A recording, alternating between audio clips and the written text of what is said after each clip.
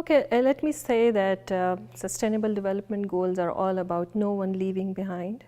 So it's all about including all vulnerable segments of the society and promoting social inclusion.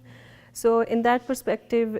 we are primarily focusing on the goal number 5, which is around promoting gender equality and providing equal opportunities to women, and then our focus is again further on the women with disabilities. So what we are doing currently, we are actually collaborating with different national and provincial level disabled persons organization, primarily led by women with disabilities, and then there is a national forum for women with disabilities led and managed by women with disabilities, whom we empower through leadership and advocacy skills and help them mobilize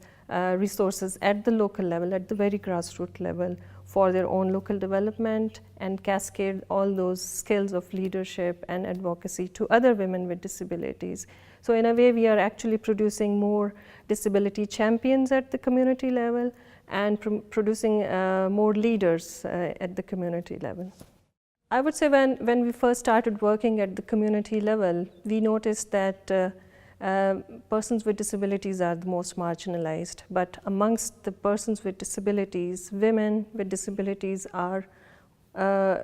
more discriminated, first because of being a woman, and then because of being disabled, and thirdly because they belong to a poor community. So most of the time they are invisible, or if some organizations at the local level, they want to include them in the development process, they are merely considered as beneficiaries but not as contributors. So we recognize this fact, and what we did, we tried to include them in all possible ways in the local development processes and in the local decision-making processes. So for that purpose, we actually identified some potential community volunteers who had those skills of leadership and helping others, and we build their capacities in a way that they can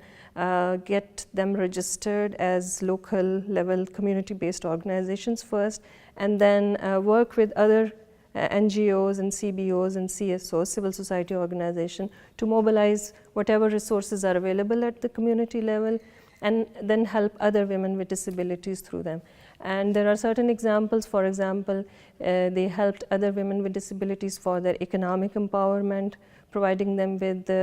very indigenous solutions for the livelihood opportunities. They helped them to get more literate and get more education within their local scenarios. So in one way or another, they actually cascaded all those leadership and advocacy skills in a way so that they can reach out more and more women with disabilities. The key aim or the key objective behind all these interventions is to empower them in a way so that they are able to advocate for their rights at community, grassroots level, at provincial level, and later on at the national level for the desired policy level changes for disability, so that those policy changes can actually benefit the whole population, the whole disabled population of Pakistan, mainly women with disabilities.